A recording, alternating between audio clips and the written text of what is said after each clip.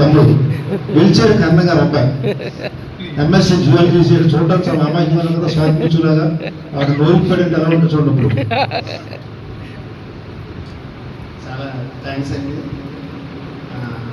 అన్నయ్యని పిలుచుకుంటా కూడా తమ్ముడు పిలుస్తాడు, వేరే ఎప్పుడు పిలుచుకోలేదు.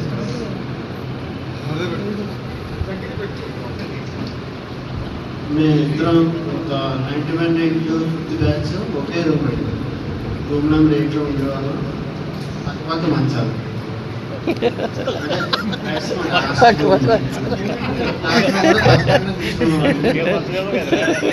ఏంటంటే మా నిలిచారు పేరారం పక్క ఊళ్ళో ఆయన అనుభవం ఉంది. చిన్నాన్నలు వాళ్ళు ఉన్నారు.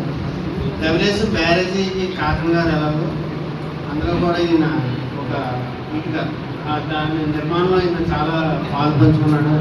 కష్టపడి పనిచేసి ఆయన ఇంటర్మీడియట్ నుంచి డిగ్రీ బ్రేక్లో అక్కడ సమ్మర్ వెకేషన్లో జాబ్ చేసి కష్టపడి పనివలసిందిగా చెప్పారు.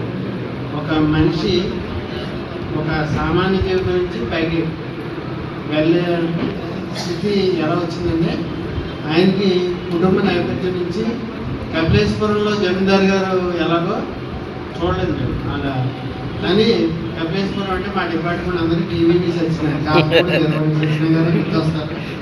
అలాగే మీ ఇద్దరం కూడా 95 సెప్టెంబర్ 5వ తారీఖుని కాటరంగం టీచర్లో నేను కందిగొప్ప కాటరంగంలో జాయిన్ అయ్యాం. ఉద్యోగ నేపథ్యం కూడా కలిసే ప్రయాణించాం. అదే వయసు మా అన్నయ్య ముందు కుటుంబం వల్ల త్వరగా రిటైర్ అవుతున్నారు. ఆయన కల్వెల్ సింగ్ గారు చెప్పారు. ఆయన పిల్లలు కూడా కన్స్ట్రక్షన్తో ఒక అమ్మాయి పీజీ చదివిన అమ్మాయి విజయనగరంలో చేస్తున్నారు. అలాగే అబ్బాయి కూడా ఇండియన్ బ్యాంక్లో సబ్ మేనేజర్ చేస్తున్నారు. మంచి ఉన్నత విద్యార్థులు. అలా తమ్ముడు గారిని కూడా ఇంజనీరింగ్ చదివించాడని దగ్గరుండి అన్ని కుటుంబ పెద్దగా బాధ్యత నిర్వహిస్తూ నేను 2 నిమిషాల్లోనే అవ్వడేస్తానండి. ఈ రోజుని మా అన్నయ్య నేను కూడా మా తెలిసేది మంచి సంబంధం. అలాగే మా అబ్బాయి కూడా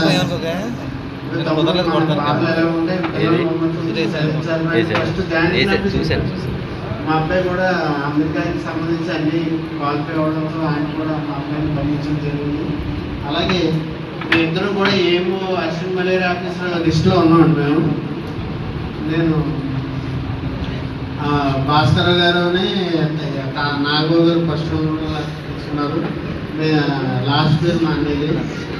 ఆయన ట్రై చేస్తుంటే ఆయన వస్తున్నాం. మరి ఆయన మంచి జీవితాన్ని ఆరోగ్యాలతో రిటైర్మెంట్ ఆఫ్టర్ జీవితాన్ని గడపాలని మా అందరి రిటైర్మెంట్ దగ్గరుండి వదిలి గారితో వచ్చి జరిపించాలని కుటుంబ సమేతంగా కోరుకుంటూ ఈ అవకాశం ఇచ్చిన మా